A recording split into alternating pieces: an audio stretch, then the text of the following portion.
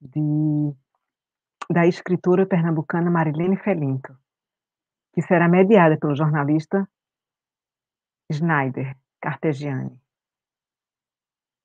Em instantes, Clarice Viva.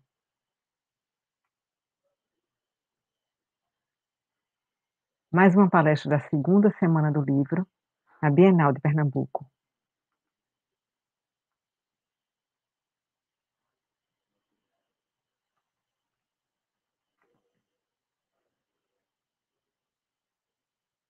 Marilene Felinto chega à tela. Marilene está no canto superior direito. Ela é uma mulher negra, de cabelos na altura do pescoço, usa óculos, um discreto batom e um colar vermelho. Anderson tem barba farta, preta, cabelos pretos e está no fundo branco. E Snyder tem um cabelo meio desgrenhado, curto acima da orelha, de bigode, camisa preta e ao fundo um janelão de vidro.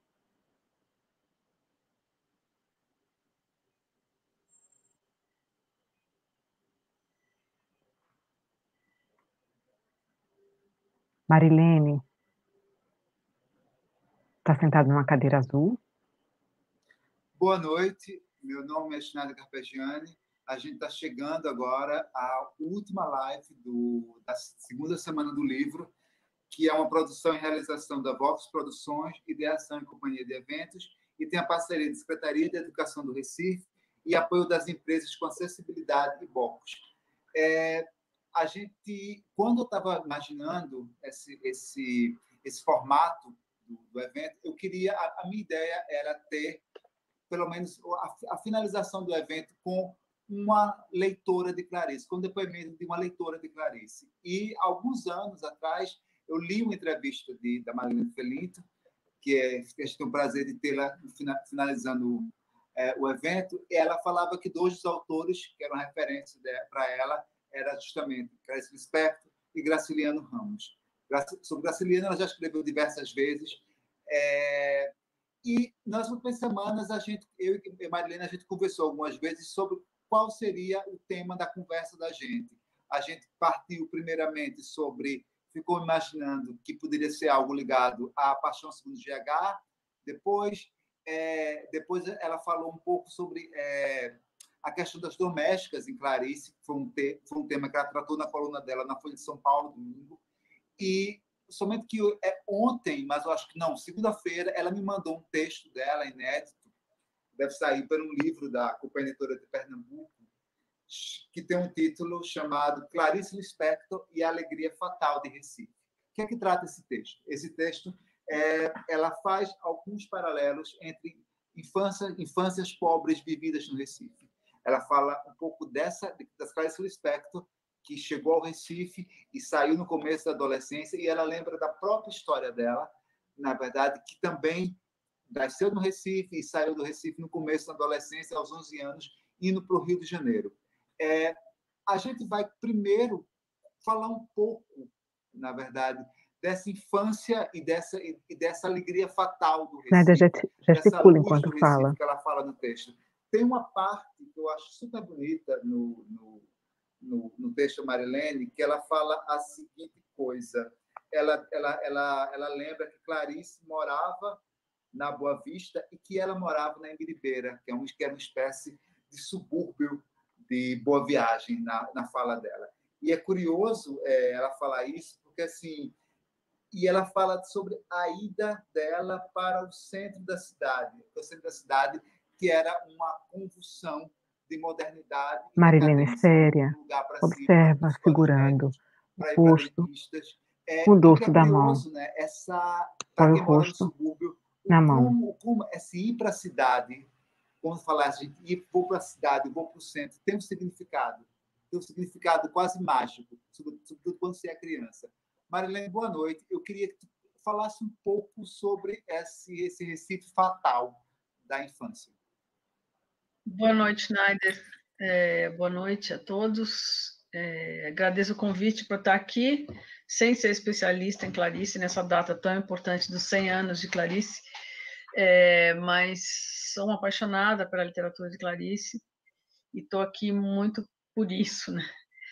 Então, eu, quando descobri Clarice, estava na faculdade e quando eu descobri que ela tinha passado a Ela infância em passa a mão nos Recife, aí a minha cabelos. curiosidade aumentou ainda mais, porque eu nasci aí, né? Você sabe, e passei a infância aí também. E depois saí para São Paulo, na verdade. Você falou Rio de Janeiro, não sei se estava se referindo a mim ou a Clarice. Fui para São Paulo. Uhum. E, enfim, o que eu escrevi um pouco nesse texto que você citou e que vai sair no livro é um pouco fazendo essa relação entre uma infância de Clarice Lispector na década de 30, né? Na década de 30, principalmente, e depois a minha na década de 60, na verdade, em Recife, né? Então, tentei fazer uns comparativos e eu acho que tem coisas muito semelhantes, que a própria Clarice trata disso, a praia, o mar, a luz de Recife, né? Com a diferença de que, na época de Clarice, obviamente, Recife é uma cidade muito menor, e na minha época eu já estava num processo de desenvolvimento, de crescimento, mas era uma época de muita pobreza. Então, a diferença que eu percebo é essa, na verdade. Embora Clarice fosse de uma comunidade judia pobre, ali, né, de imigrantes judeus, e tenha vivenciado uma pobreza, ainda era aquela pobreza, eu acho, provinciana, de uma cidade pequena, e mais protegida nesse sentido, né? Porque as comunidades judias elas se autoprotegem e são solidárias, né, entre si, os judeus sempre nas suas comunidades. E então essa pobreza da qual ela saiu para o Rio de Janeiro já com 14 anos, ela tinha 14 anos, né, quando saiu, ela tem essa diferença, né, da pobreza mais violenta, mais selvagem da minha época, década de 60, ditadura e muita miséria aí, né, no Nordeste todo, que levou aquela migração imensa, né, daquele período da década de 40 para frente, quer dizer, eu até a década de 80, mais ou menos, eu sou dessa leva.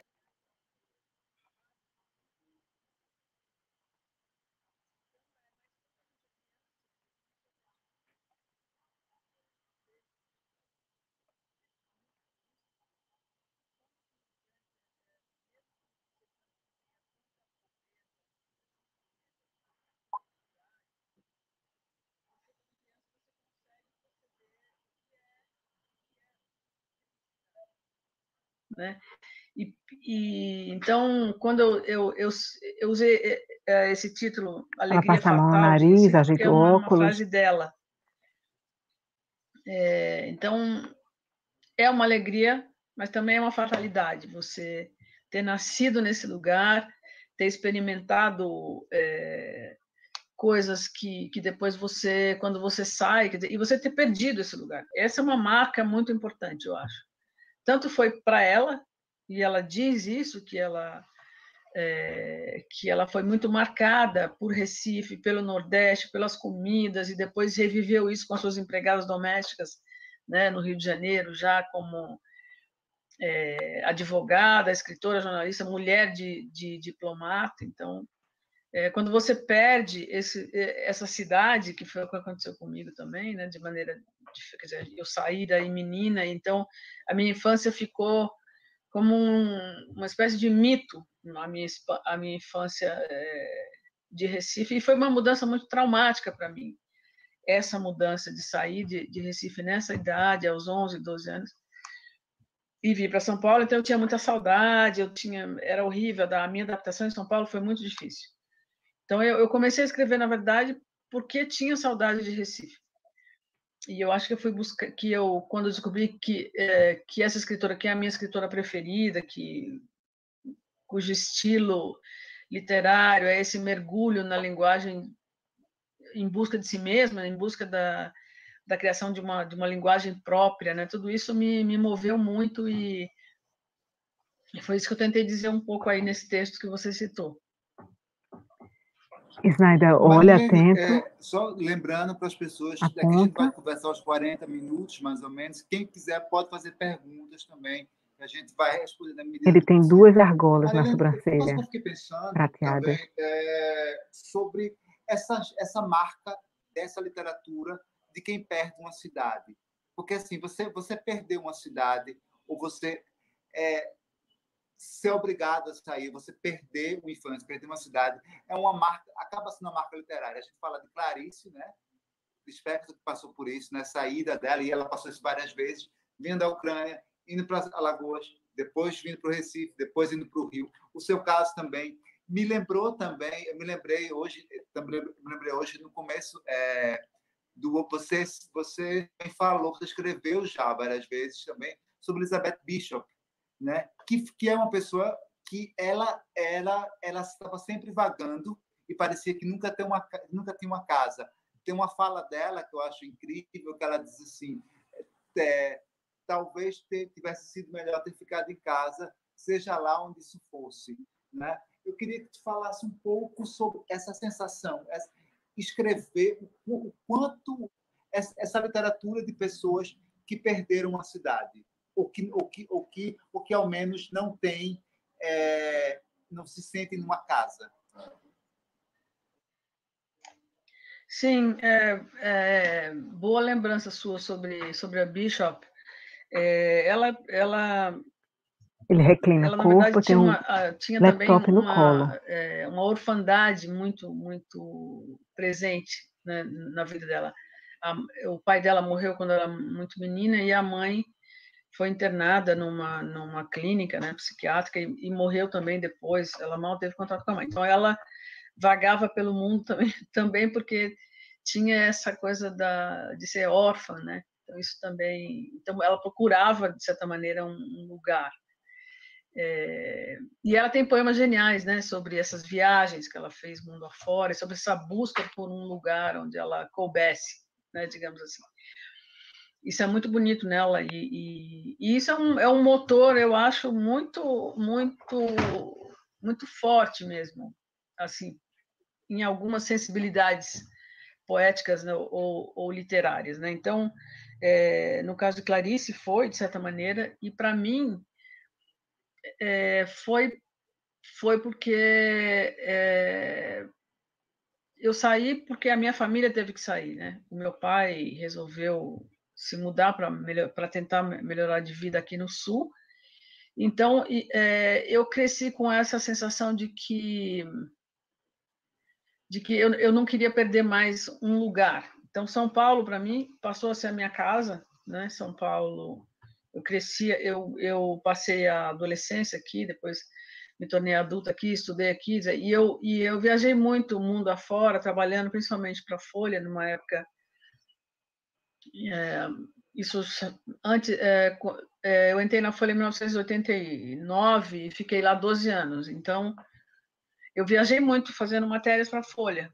Fui até para Israel, fui para vários lugares, né? E eu nunca tive vontade de morar. Eu só morei fora, nos Estados Unidos, mas sempre com aquela sensação de que eu não moraria fora de São Paulo, nunca mais, porque eu já perdi uma cidade e não queria perder outra. Então, como eu te disse, eu comecei a escrever para resolver, para elaborar essa mudança. Um dos motivos que me levou a escrever foi como elaborar esse trauma da mudança. Repartido no meio, atrás da orelha. Então, eu escrevia poemas bobos desde os 3 anos de idade, pequenas histórias. E eu virei também a escriba da família. Minha mãe, nós somos 5 filhos, a gente veio pequenos para cá. Minha mãe não tinha tempo de escrever cartas para as minhas tias, para os conhecidos de Recife, e eu assumi esse papel. Eu que escrevia as cartas, né? Na época, a gente escrevia cartas, era correio e cartas. Então, minha mãe falava coisas e eu escrevia, então eu juntava com as coisas que eu escrevia, que eu queria escrever também. Então, tudo isso foi um exercício, né, de elaboração dessa mudança, que foi traumática, e isso me ajudou, de muitas maneiras, a tratar esse trauma, né, via literatura, quer dizer, é uma coisa meio incrível, assim. Então, durante muito tempo eu tive vergonha de escrever, porque eu achava que era uma espécie de muleta para resolver um problema, entendeu? Meus irmãos não tiveram esse problema, eles não escrevem, não escreveram, não tiveram esse problema de se adaptar em São Paulo, de ser tão difícil que precisar inventar uma ferramenta para poder suportar aquilo, né? Então, eu acho que tem essa função, eu acho, a literatura, para mim, teve essa função, e acho que para Clarice também, não exatamente isso, né? Mas eu acho que essa perda do lugar, e no caso dela, mais grave, porque ela nasceu quase que num navio, né? Já veio com 2 meses para cá, quer dizer, o pai já imigrante, toda essa marca da imigração é muito forte. Eu acho, como eu disse antes, para algumas sensibilidades literárias, artísticas, sei lá, acho um pouco isso, assim.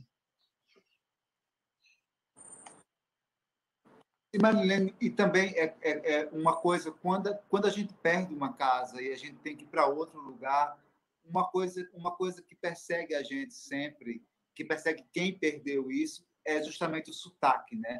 O sotaque é um fantasma, né? Que assombra, né? A primeira coisa que eu acho que quando você vai de um lugar para outro, quando você abre a boca e as pessoas dizem logo, olha, você não é daqui. E às vezes Ele se pode mexe, parecer, as mexe o pessoas corpo acham para que é um frente e para elogio, teu trás, sotaque é tão enquanto fala. bonitinho, né? Mas na verdade está dizendo, olha, você não é, Aponta você para não ele, sou eu, aponta você para não é daqui. frente. Clarice tinha essa coisa, né, da língua presa que falava, né, que ela tem uma forma diferente de falar, que também poderia ser um sotaque, né? A gente quando a gente do Nordeste vai para Rio, São Paulo, outro estado, a gente perde primeiro o estado, né? Você é do norte do nordestino, né? Tá? E você é logo lembrado, olha, você tem esse sotaque, você não é daqui. A gente é sempre lembrado o tempo todo isso. E eu fiquei também pensando também nessa questão nas mulheres do Jupata, né?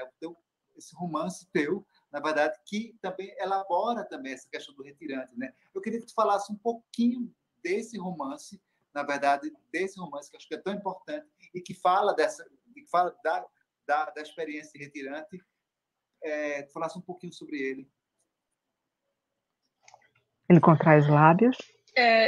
Falo sim. Agora, Interessante isso que você reclina o falou corpo. do sotaque, porque Ela passa a mão no é um cabelo. estigma, né? Na minha Ele época, hoje é sorri, bonito cruza as você ter pernas com o sotaque laptop do no colo. Nordeste. Eu tenho amigos que vieram aqui para São Paulo morar, amigos mais jovens, não sei quantos anos você tem, mas deve ser mais ou menos da sua faixa etária, que eu conheci aqui em São Paulo, gente de uma outra geração, que hoje tem 40, 50 anos, e que não sofreram esse preconceito em relação ao sotaque, como eu sofri e os meus irmãos sofreram quando a gente chegou aqui em São Paulo, 1968, no Ela final passa do a ano mão de no 1968, eu cabelo, por acho. baixo da nuca, enquanto fala. Era péssimo ser nordestino, porque a gente era zoado na escola por causa do sotaque.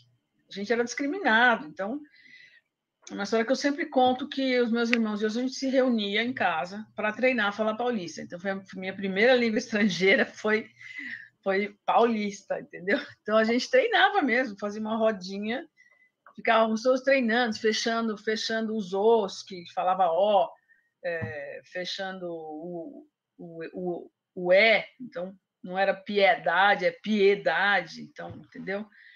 Então a gente teve esse treino de língua paulista, que foi a minha primeira língua estrangeira. Então, depois eu aprendi inglês logo cedo também, comecei a aprender inglês, mas essa foi o meu primeiro treino. Então, quer dizer, a gente teve que resistir, que se adaptar e se mutilar ao mesmo tempo, de alguma maneira. Então, começava pelo sotaque, depois, claro que no nosso caso também de família negra, né, isso também pesava. E além disso, tinha toda uma série de costumes culturais, quer dizer, aqui se usava roupa de manga comprida, usava meia, coisa que eu não direto, usava calça comprida, que eu não usava em Recife, né, uma cidade quente como Recife. Né, Então, ajeita o cabelo, a franja. mesmo a comida, os temperos. Até hoje, por exemplo, eu não como salsa, detesto salsa, porque eu gosto de coentro. Então, em São Paulo, as pessoas não gostam de coentro, em geral, né? E as frutas, por exemplo, que eu não comi na minha infância em Recife, eu não consigo comer até hoje em São Paulo. Frutas que não tinham lá, que não tinha em Recife, como, por exemplo, caqui, naquela época, eu nunca vi isso aí. Ou então, essas frutas mais do frio, né? Pêssego, morango, figo. São frutas que eu vim comer aqui em São Paulo e eu nunca gostei, não passaram no teste do meu paladar. Exatamente porque eu sentia falta de pitomba, de macaíba, de jaca, entendeu? As frutas daí. Então, eu tive essa enorme dificuldade de adaptação que foi como uma violência para mim. Então, e no meu livro, As Mulheres de Jupapa, eu escrevi muito jovem, um livro... ele é um pouco essa busca, né, esse resgate do lugar original, né, que, na verdade, nesse romance é a cidade da mãe, é o lugar da mãe, né, que a personagem vai em busca do lugar onde a mãe nasceu, porque a mãe é órfã, não sabe onde nasceu. Então, eu acho que esse livro tem... Ela mexe a mão, abana de um lado para o outro enquanto fala. Ele faz essa tentativa de resgate de um lugar que se perdeu e que, na verdade, a mãe perdeu e que, então, portanto, a filha vai atrás do lugar que a mãe já tinha perdido, porque não sabia de onde veio, etc. É um duplo resgate desse lugar perdido, né? Acho que é um pouco isso. Marilene, quando a gente... eu li nesse teu texto, domingo, que saiu na Ilustríssima, tu fosse para assistir, né, essa adaptação agora, né, que está sendo feita para o cinema, da Paixão Segundo GH, talvez o grande romance para esse aspecto. E eu fiquei pensando uma questão: quando a gente fala da Paixão Segundo GH, a gente acaba resumindo o livro de uma forma muito rasteira, que tem uma mulher em casa, ela está sozinha e ela tem uma experiência quase divina e come barata.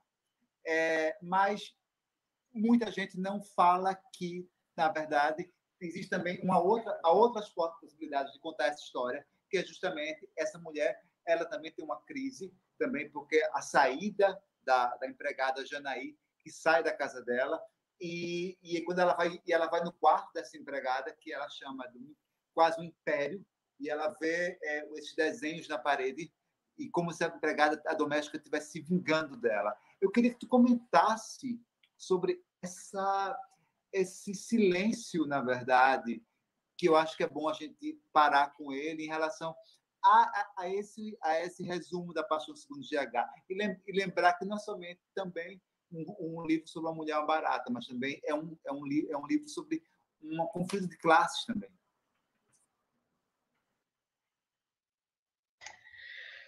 É verdade. Eu faço essa leitura desse livro desde que eu conheci o livro, quando eu estava ainda na Faculdade de Letras. Eu disse nesse artigo aí da Ilustríssima, de domingo,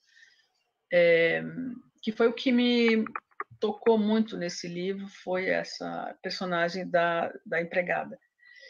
E eu fui assistir o filme ano passado, ainda no filme não finalizado, como eu disse lá, a convite do Luiz Fernando Carvalho, que é o diretor, e depois ele me pediu para escrever um artigo, um ensaio, na verdade, um pouco maior, para sair num livro que vai sair junto com o lançamento do filme, que era para sair esse ano, mas vai sair só o ano que vem. Então, tem várias pessoas escrevendo sobre o filme, e eu sou uma delas, e eu escrevi esse artigo, e essa coluna na Folha é uma espécie de resumo do artigo inteiro, né, desse pequeno ensaio que eu escrevi, que vai sair nesse livro.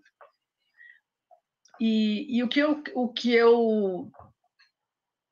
eu me perguntava ali nesse ensaio, que é uma coisa que depois eu consultei dois amigos meus que estudam Clarice há muitos anos e são pessoas nas quais eu confio e cuja abordagem da obra de Clarice é muito importante e muito esclarecedora.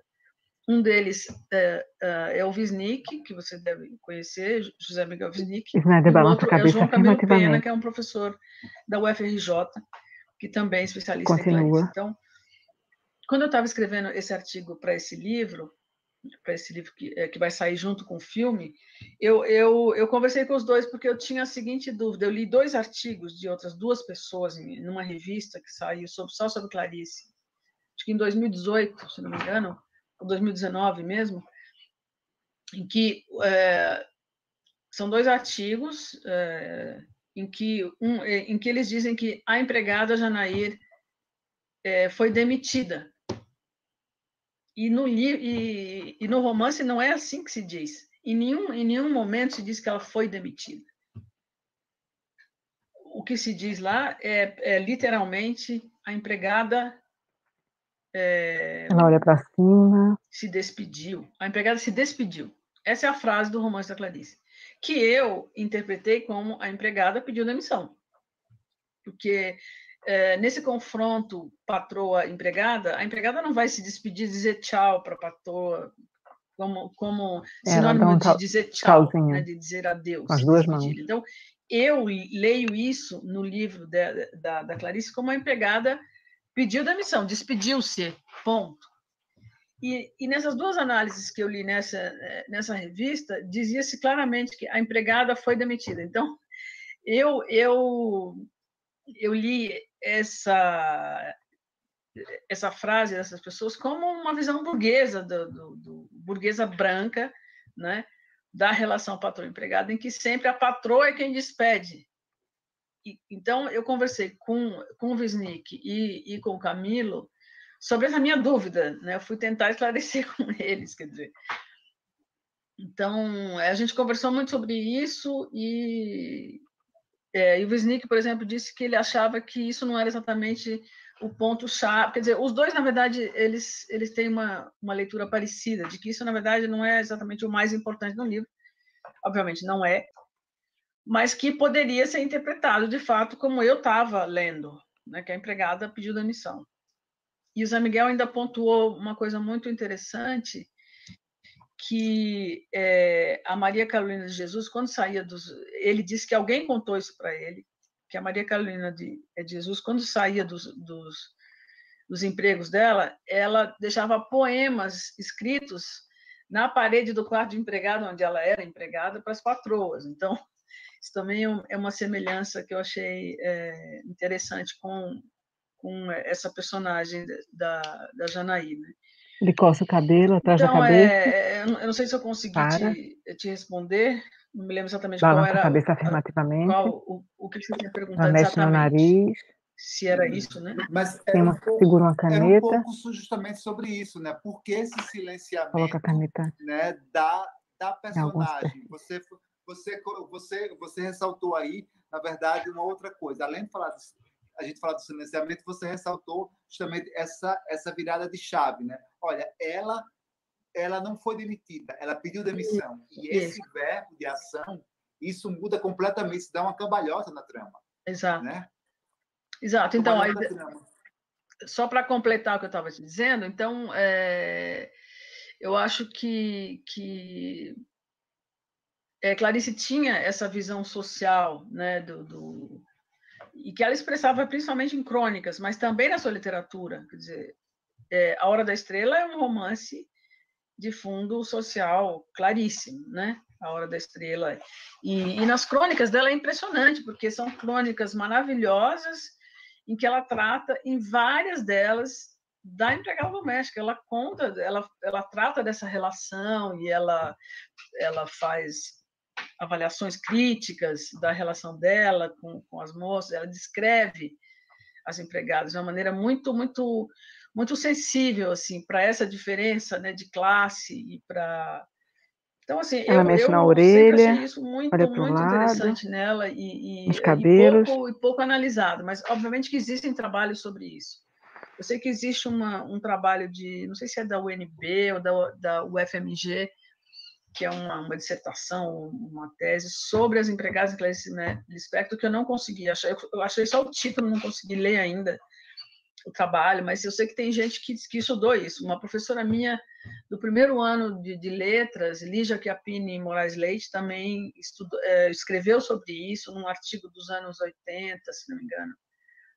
Então, assim, isso não é eu acho que várias pessoas já perceberam isso, escreveram sobre isso, mas ainda há essa visão viciada, né, digamos assim, do meu ponto de vista, uma análise burguesa branca, principalmente desses aspectos específicos desse romance, dessa personagem Janaí, né, que eu descobri nessa frase, quer dizer, a empregada ontem a empregada se despediu, ou se despedira, acho que é se despediram, e assim Clarice escreve.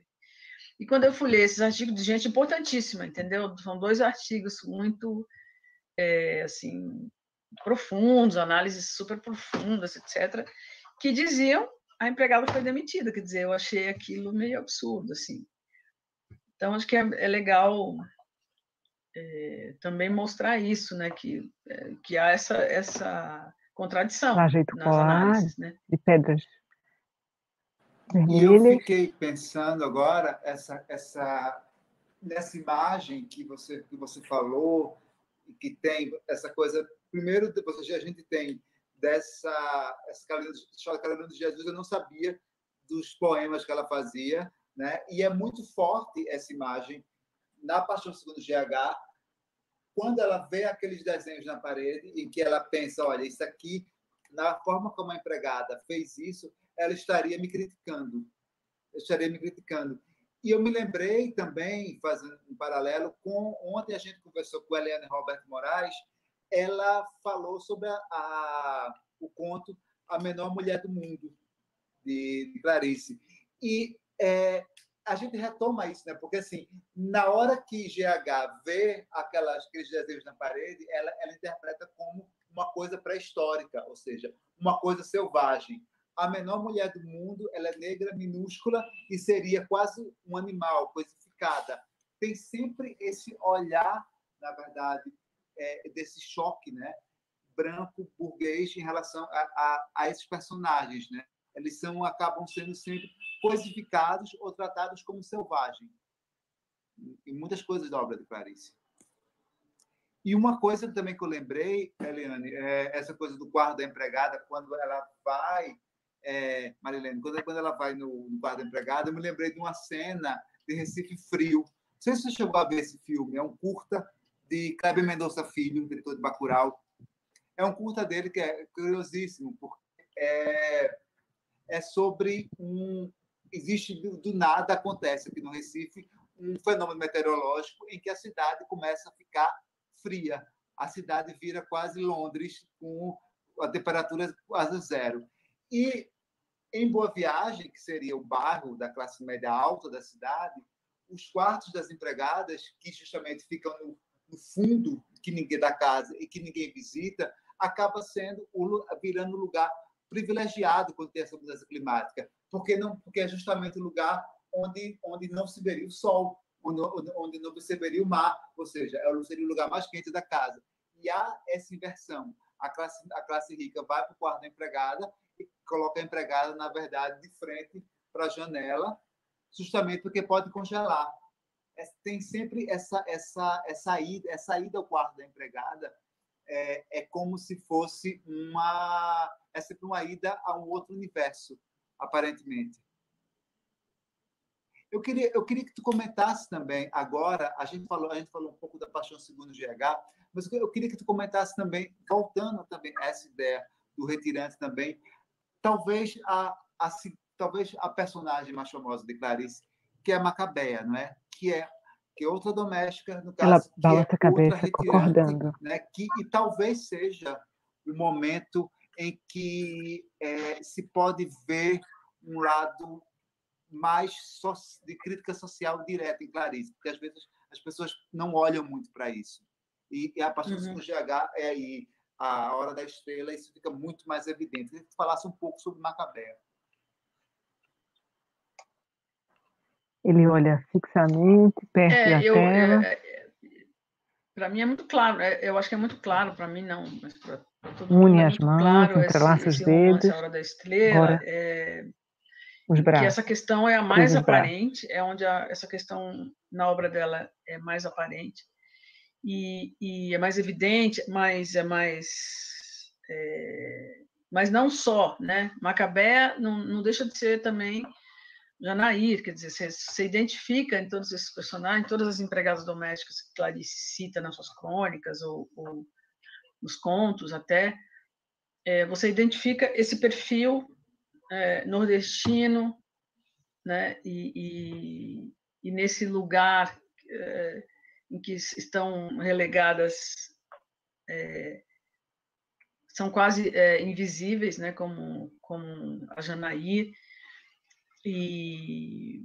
Então, assim, eu acho que esse olhar de Clarice para esse tipo de personagem é o que ela percebeu já naquela infância em Recife, em que ela disse que ela ia visitar a empregada doméstica, quando era menina em Recife, nos mucambos, e que ela prometeu a si mesma que não ia deixar aquilo acontecer nunca, nunca mais. Ela ia na casa da empregada.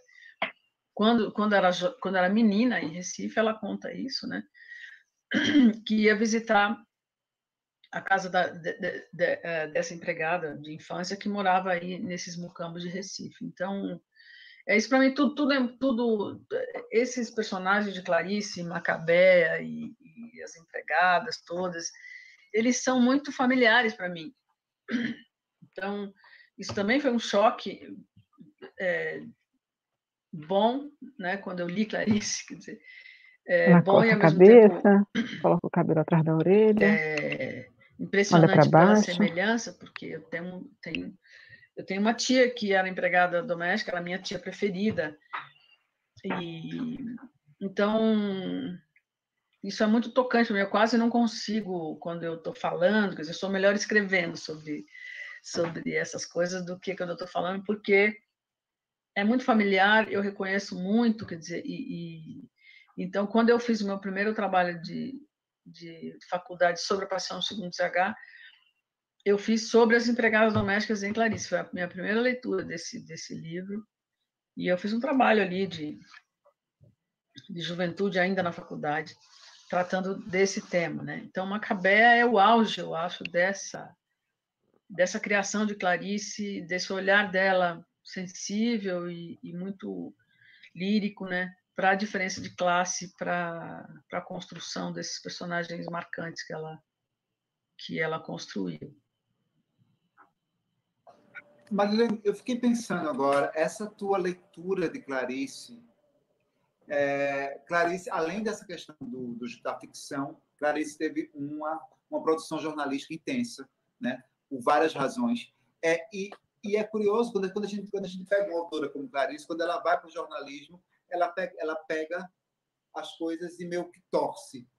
E ela tem essa liberdade de torcer. A gente vê isso nas entrevistas dela, tem perguntas que somente Clarice Lispector podia fazer a uma pessoa. Ninguém podia fazer aquele tipo de pergunta. Isso também nas crônicas, nos perfis que ela fazia.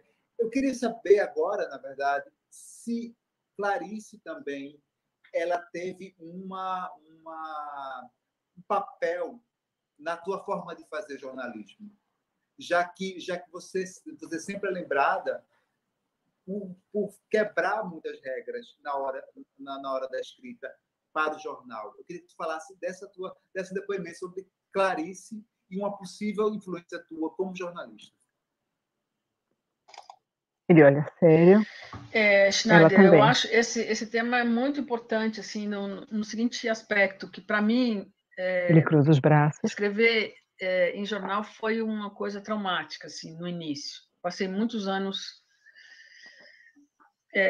muito exposta, né? Você fica muito exposta. O jornal tem um alcance que, obviamente, a literatura não tem. Então, e isso afetou muito também a minha própria escrita, no seguinte sentido, de que eu, para me preservar de tanta exposição, eu deixei de escrever ficção, de publicar ficção durante muitos anos. Então, isso também é um capítulo bem difícil para mim, assim. Eu acho que Clarice se deu para Clarice foi mais fácil, entre aspas, não sei, eu não posso dizer em nome dela, mas ela naquela época dela, o jornal aceitava com muito mais tranquilidade um gênero que é a crônica, né? Então, na crônica, que é um misto de literatura com jornalismo, você tem mais liberdade de fazer ficção até, que é o que eu acho que Clarice fazia muito. Vários contos dela começaram como crônicas ali, e depois ela desenvolveu como contos, né? E eram divididos em partes. Às vezes ela começava uma crônica, parte 1, depois a parte 2, 3, 4. Isso era muito comum no jornalismo na época dela. Eu entrei na Folha de São Paulo já numa época em que estava havendo uma espécie de revolução ali, pelo menos dentro da Folha, de modernização. Eles usavam muito essa palavra, né? E o Otávio Frias Filho, que era o meu... que era diretor... Ela passa a mão no nariz, na boca. Ele era amigo meu na época, a gente estudou juntos na USP, num curso de pós-graduação de filosofia. O Otávio tinha uma visão completamente diferente. Ele não gostava da palavra crônica, tanto que na Folha essa palavra não existia, existia até um pouco antes dele entrar na Folha, né, na direção do jornal. Ele mudou para articulistas, né? Eu entrei como articulista, depois como colunista, mudou de nome. Esse negócio de crônica ele achava obsoleto. E eu lembro que ele disse para mim uma vez que ele demitiu o Carlos Drummond de Andrade, que era cronista da Folha. Ele, Otávio, demitiu e achou que fez bem, que esse negócio de crônica já estava ultrapassado, não sei o quê. Entendeu? Quer dizer, eu em choque, olhando escutando esse negócio do Otávio, mas quem conhece o Otávio sabe dessa idiosincrasia absurda que ele tinha, enfim. Mas, então, eu entrei nessa época de modernização em que a opinião do colunista contava muito. Então, eu jogava ali com as cartas possíveis, né? Eu tinha muita liberdade, de certa maneira, para escrever ali, tanto que eu escrevi o que eu queria, só depois que o Lula foi eleito pela primeira vez, é que houve um conflito ali enorme e eu resolvi sair da Folha, porque fui acusada de fazer campanha para o Lula, então o Otávio falou, agora tudo que você escrever vai passar pela minha mesa, e eu resolvi sair. Então, a Folha era contra o Lula, tanto que se comprovou isso depois, né? Enfim.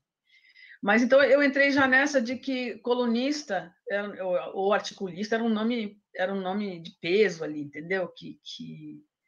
E você precisava opinar, Schneider, sabe? Então, os textos que eu escrevia lá, eles tinham eles tinham a minha marca, porque eu não conseguia escrever de outra maneira, simplesmente. Olha, muito atento. Muitas vezes a direção do jornal achava um absurdo que eu escrevia, mas publicava.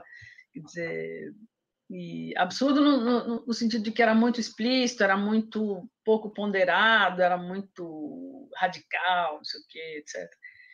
Mas eu não sei dizer se Clarice me influenciou nisso. Quer dizer, eu só conseguiria escrever em jornal da maneira como eu escrevi, principalmente naquela época que eu estava lá. Hoje eu tenho muito mais tranquilidade para escrever em jornal do que eu tinha há 16 anos atrás, foi quando eu saí da Folha. Tranquilidade no sentido de que eu estou mais pacificada com essa relação com o texto de jornal. Ele não me afeta tanto mais a exposição no jornal, nem o tipo de texto que eu escrevo lá. E eu estou bem mais velha, então não tenho nada a perder, entendeu? Então é um pouco isso, assim. Eu acho interessante a gente ressaltar sempre esse local que os grandes autores eles ocupam, né, fazendo jornalismo. E o quanto eles acabam dando muita liberdade. A gente pensa as coisas que Clarice fazia e, às vezes, ela pegava um pedaço de um conto e a crônica era um laboratório para uma outra coisa.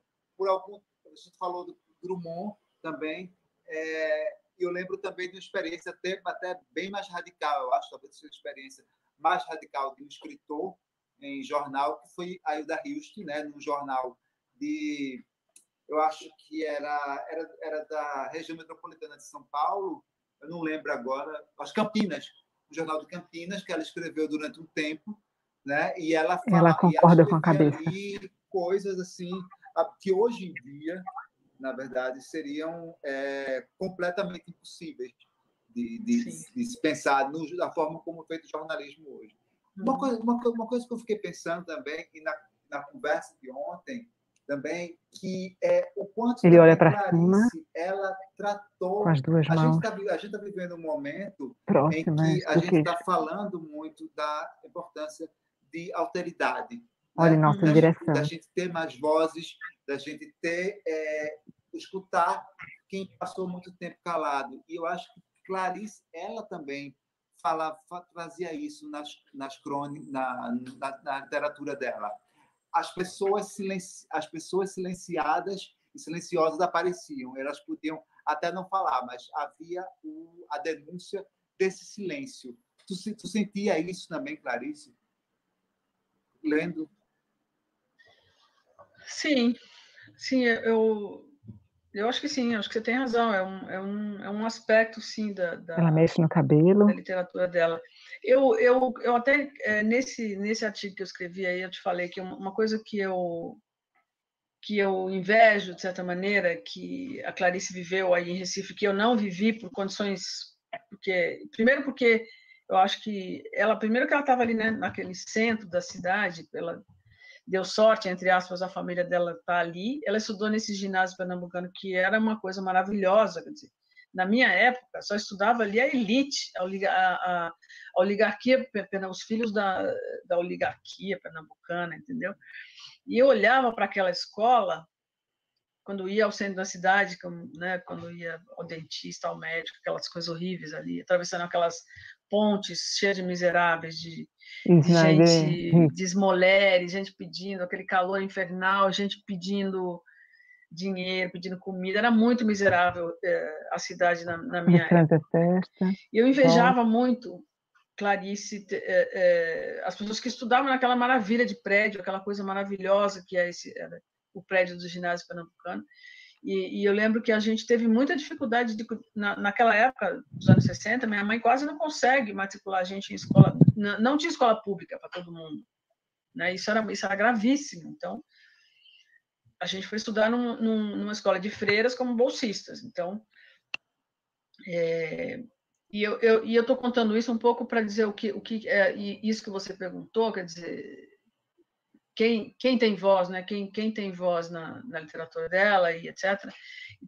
E eu também, uma coisa que eu também... Então, eu fiz essa comparação, quer dizer, para mim, Clarice viveu numa Recife mais provinciana nesse sentido, né? Que era ela vivia ali naquele centro, naquele circuito mais circunscrito ali, e conseguiu ter uma boa educação. Quer dizer, ela estudou nos menores colégios que tinha ali na época. Eu estudei também num colégio bom ali em Boa Viagem, etc. Mas esses meus amigos que vieram para cá, que eu te falei, que eu conheci aqui em São Paulo, uma geração mais jovem como a sua, que veio para cá para curtir São Paulo, ver como era morar aqui, que eu acho genial, né? Não era gente pobre, mas também não era gente rica, não são ricos, mas são pessoas que puderam vir experimentar a vida aqui. Então, arquitetos ou designers gráficos vieram, sei lá, eu conheci um deles nos anos 90 aqui em São Paulo, num curso de alemão, e eles vieram ver como era morar em São Paulo, quer dizer, com outro tipo de preocupação, que isso eu invejava muito, cara, porque eles nem eram discriminados pelo sotaque, eles não eram retirantes exatamente, eles não eram pobres, eles eram um outro Recife que eu não conhecia, entendeu? E que foi muito legal também ter esse contato com essas pessoas que já vieram, que vieram para cá numa outra experiência de incluídos, né? E não de excluídos, retirantes, como eu vim e como são esses personagens de Clarice e tal.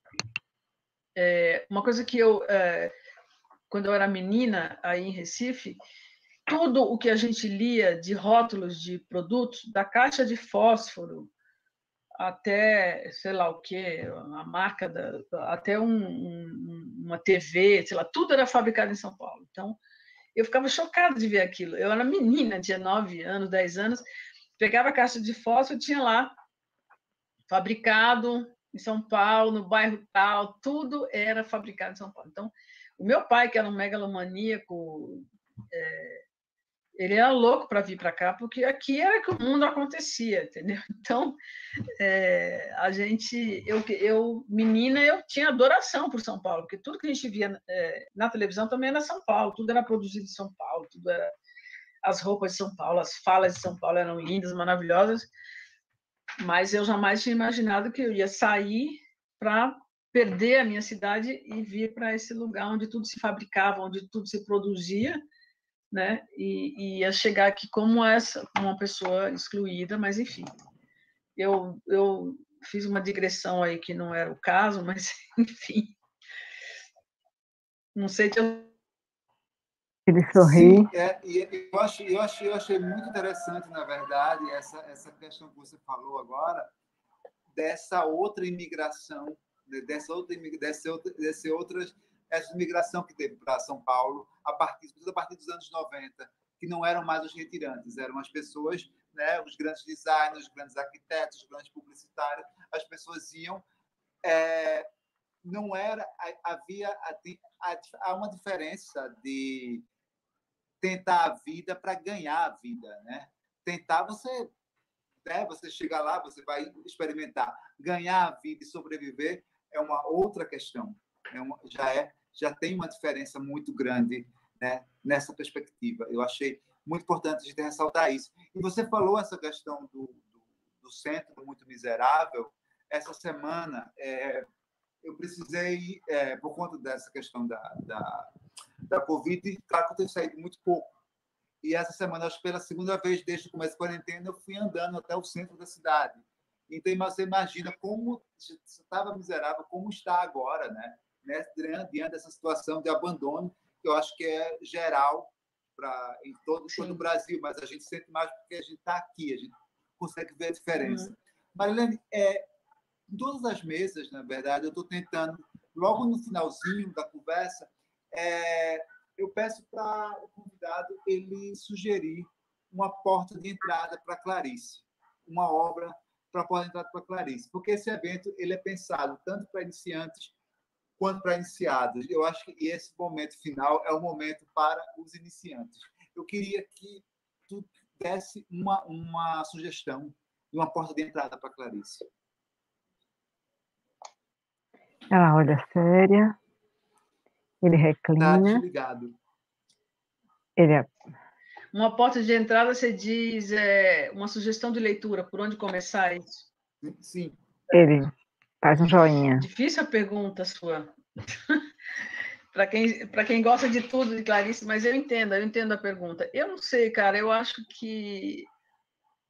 eu comecei lendo contos, eu acho, da Clarice na faculdade, mas logo depois passei para o romance mais difícil, que é A Paixão Segundo GH. Só depois eu fui ler o romance de estreia dela, que é Perto do Coração Selvagem. Então, assim, eu fiz um caminho meio inverso, entendeu?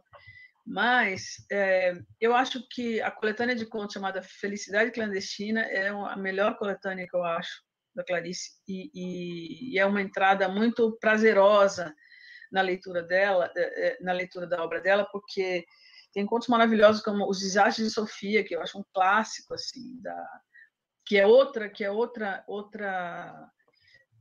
tema muito presente na obra de Clarice, que é a relação da criança com o professor, que eu acho maravilhoso, quer dizer, e fora a temática dos animais, que também é clássica, né, nos textos dela. Esse livro, por exemplo, eu acho que é um livro de entrada que não é que é fácil, prazeroso, fácil entre aspas, né? Fácil comparado com um romance mais denso, como Paixão Segundo GH. E eu adoro um livro de Clarice que ninguém fala, que é o Lustre, é um romance, acho que é o segundo romance dela. Ele concorda com a cabeça. Os personagens são uma menina e o irmão dela. E o tempo todo a coisa se passa entre os dois irmãos. Eu amo esse livro.